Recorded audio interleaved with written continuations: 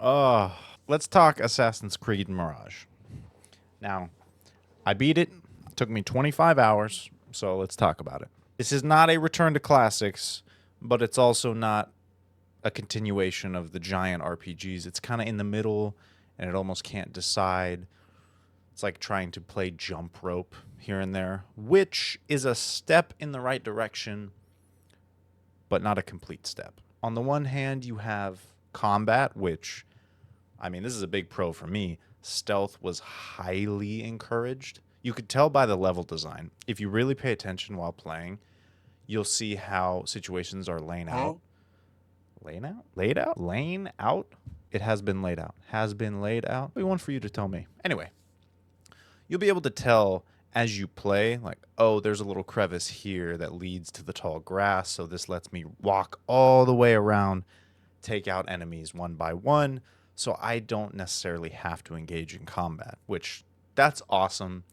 That kind of felt like it was missing or just not encouraged as heavily in these big RPG, Odyssey, Origins, Valhalla, all that.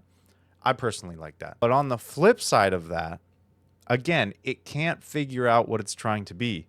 Because stealth is so heavily emphasized now, it makes it feel like you are worthless if you get discovered. There have been times early on against heavily armored enemies where certain ones, you can't attack them from the front. You have to throw a knife at their legs to kind of like stumble them, right? So if you're out of knives and you're coming up against one of these guys, there's not a whole lot you can do other than dodge him and hope to get around and get one hit in on his back and then do it all over again. There are times where I felt completely helpless because I was out of throwing knives and I was up against one of these heavily armored enemies. And then 5 more guys came up and started fighting me. And during the counter, again, it's not even a counter anymore. It's a parry, which then opens up for an instant kill on normal enemies. The other enemies are still swinging at you, so you might get that insta-kill in and get hit. It really lacks, which they've been lacking for a long time. It lacks that feeling from the older games where you could be surrounded by 10 different guys and counter every single one of them and feel like a badass.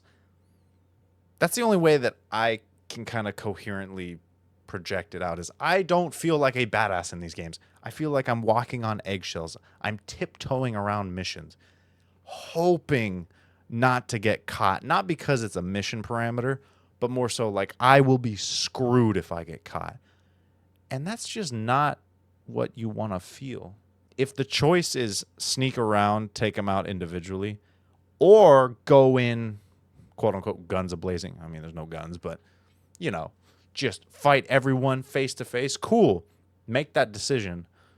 But it doesn't really feel like a decision in Mirage. It almost feels like, well, you better hope to God you don't get caught because you're at a huge disadvantage and you will not feel as powerful and you will not be as overpowered in combat as you are in stealth. Again, it seemed like a step in the right direction with the parry that opens up normal enemies to an instant kill, but you can still be damaged, and the parry on other enemies doesn't open them up for that, so that kind of felt weird. I think whoever the decision maker of Ubisoft, whether it be the execs or the game devs or whatever, they said, let's tippy-toe into the classics a little bit and see how people respond to it. So hopefully this shows, hey, you did some things right, you did some things wrong, you did some things people didn't like, they loved these things, that's great. Go more in the direction of the shit they loved. Steer clear of the crap you keep doing. As with all of these games, there's tons of other pros going for it. First of all, it looks amazing. When is the last time an Assassin's Creed game, regardless of how it played, didn't look incredible? These environments have been beautiful since, God, maybe even the first one. I know you look back at it now and it's, garbage looking compared to what we have today. But back then when that came out, it was like, oh my God, this is incredible. And it's only gotten better since then. Another thing that I really appreciated, because one, October is so busy with games. Like, oh my God, Spider-Man is in 2.5 days. It's crazy. But also just in general, because it's a nice break away from the 1,000-hour RPGs, I beat this in 25 hours. Now, yeah, there's more to that. I didn't explore every nook and cranny. I didn't get every achievement or every little main mission or every side mission. There's tons more to do. You could probably milk this to like 35 or 40. Maybe, depending on how quickly you play. I didn't feel like it was crammed. You know, like Game of Thrones season 6 was just everything happened all at once, and the audience is sitting there like, what the hell was this? I didn't feel like that. So that was really great. And the ending plot twist. Now, I never finished Valhalla because it's massive, and again, I can only take so many of those 100-hour RPGs. Sometimes we need a break. But the twist ending was really cool. I'm not going to say it, but I enjoyed it. And you kind of had to think, I had to go do research on Valhalla to kind of piece it together. But once I found that out, it was like, oh, okay, this is really cool. We get to the cons of this game, which there are plenty. For one, it's a Ubisoft game. And more accurately, it's an Assassin's Creed game. And no matter how well they make it, your guy is going to grab onto something and just hang there because there's no way up. Or you're going to run up a wall and think you're about to grab something, and then he just falls down because you didn't run up 2 inches to the right or left.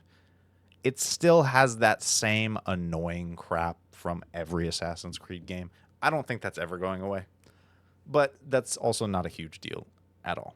I know I already talked about it, but just not feeling powerful in combat, that was disappointing. Like, oh, you're this trained assassin, you're a badass, but damn, you're out of throwing knives, so you can't fight off this one dude who happens to be wearing some armor. Kind of pulls you out of it a little bit. So that wasn't great. The problem with that specifically is you unlock an ability later on to where you dodge roll over an enemy and land at their back, but it's the bottom of your skill tree. So you're not going to unlock this super quickly. So you're kind of screwed up until then. And then once you get it, it's like, oh, this is a piece of cake. But again, it's at the bottom of the skill tree. Mirage continues the, different armors, different outfits. Of course, in this game, each armor set kind of gives you different abilities. They all do different things. I usually don't get bothered by pre-order bonuses or really anything like that. Like, oh, cool, if you pre-order the deluxe, you get this armor, whatever. It's usually all aesthetic based, which I have always been okay with. I don't care if you get special outfits for pre-ordering. That's fine because they don't do anything. The pre-order bonus for Mirage was like a Prince of Persia, Sands of Time, sword, knife, and an amulet. The knife stops time or slows it down when you parry. And then I think you gain health if you kill an enemy while time is slowed down. Those abilities for a pre-order bonus are better than anything else in the game. I unlocked, again, if you've played the other games, there's usually like special hidden, whether it be weapons or armor pieces, and you have to do or find certain things throughout the world. It'll usually take you a while, and then you can go back and redeem that and unlock this super OP armor.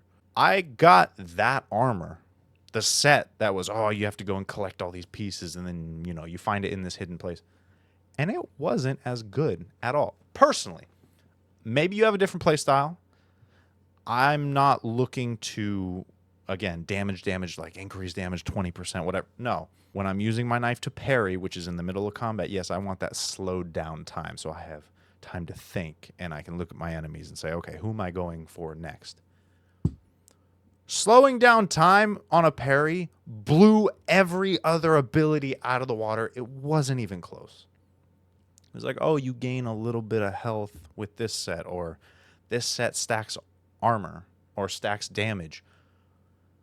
The pre-order bonus gives you health back and slows down time Why would I switch from anything else? Like, what was the point of all of this armor if you were just going to give something immediately better that would continue to be better the entirety of the game? Even the stats are better.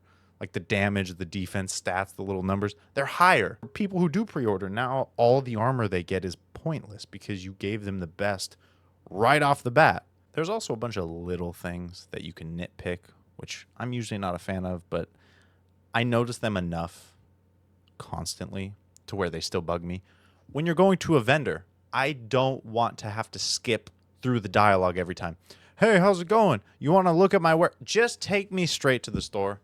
I get it. It feels more natural in real life, like you're going to have a conversation before you ask to see something. Guess what? That doesn't always necessarily translate well to media or a video game. Just let me hit X, store, boom, show me what I can buy. And then when you leave the store, oh, is that all? Yep, have a good day. And I have to skip that every time. These are all bringing me out of the gameplay. If I'm going to a vendor, I just want a quick boom, hop in, buy my stuff, hop out, keep on assassinating. It's the little things that happen constantly that are going to pull you out of the game, and that's not a good thing. What is it rated out of 10? Now, keep this in mind, I'm not a game reviewer. I mean, I guess I'm an amateur game reviewer, but I'm not professionally paid for it, so I don't expect my words to hold any water. But personally, I'd say comfortably it's like a 6.5. If I was feeling really good, I had 3 cups of coffee, I was having just an amazing day, and I was feeling super optimistic, just overall in a better mood than normal, maybe I'd give it a 7. Maybe. But one of the core issues with it was not feeling powerful, and that's the majority of what makes these games fun for me. Assassin's Creed Black Flag, you can have 4 pistols on you and 2 swords and your hidden blade, so you can hop on the deck of a ship and immediately pull out 4 guns, shoot them, drop them, and then pull out your sword. It's not going to leave a bad taste in my mouth, which is good. Scorn came out. It's like a horror-esque game. Bad taste in my mouth. No thanks. Baldur's Gate 3, I constantly talk about, and I'm going to continue constantly talk about. Assassin's Creed Mirage, it was good. I'm glad I played it. I don't regret it. I'm not going to be telling everyone about it for the next week and a half. I played it. I'm going to remember it and say, good game. On to the next. Nothing extraordinary about it. Like, it's not gas station coffee, but it's also not, $15 watch them do your latte art, and this is just made and dripped fresh right in front of you, and they do decorations. It's not that either. It's more like Dunkin' coffee. Like, you got gas station, then you got Dunkin' Donuts. They make a good cup of coffee. They got some decent cold brew, but it's not gonna blow you out of this world. Let me know what you thought of Assassin's Creed Mirage. Was it your favorite? Was it the epitome of garbage and you have lost all hope for the franchise no matter what comes out? Are you somewhere in between that? Are you kind of where I'm at? Like, yeah, it was a good playthrough. Nothing extraordinary, but also I don't feel like I just lost 25 hours. Let me know. Go down. Tell me in the comments. I love hearing about all the nitpicking. Like, oh, I didn't like this one thing, and here's why. Here's 10 pages why. I'll read all 10 pages, I promise. Subscribe, comment, like, do all the YouTube things because we have to please the algorithm. The YouTube gods. We have to cooperate. We know this. And have a great rest of your day. Enjoy Spider-Man because we both know we're playing it. Like, come on. Who's not playing Spider-Man? Xbox people are dreaming about a PS5 just so they can play Spider-Man. We know this.